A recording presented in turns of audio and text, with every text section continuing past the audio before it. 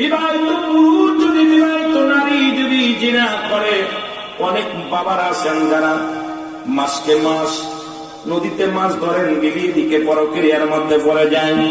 ভালো করে শুনে নেন, যদি কোন বিবাহিত নারী বিবাহিত পুরুষ যদি জিনা ব্যভিচার করে, শাস্তির বিধান হলো সর্বপ্রথম তার মাটির ভিতরে পুঁততে হবে নারী পুরুষকে।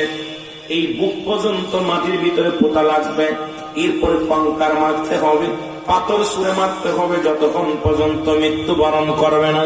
যতক্ষণ পর্যন্ত মৃত্যুবরণ করে না ততক্ষণ পর্যন্ত পাথর সুরে মারতে হবে। নিশ্চিত যখন হয়ে যাবেন মৃত্যুবরণ করেছে, তখন আবার মাটি খুঁড়ে তাদেরকে উঠাইতে হবে। মুসলমান শুনে নেন, উঠায় তাদেরকে এই দুনিয়ার মধ্যে বিবাহিত নারী বিবাহিত পুরুষ কোনো গোসল পাবে না, বিবাহিত নারী বিবাহিত পুরুষ কোনো জানাজা পাবে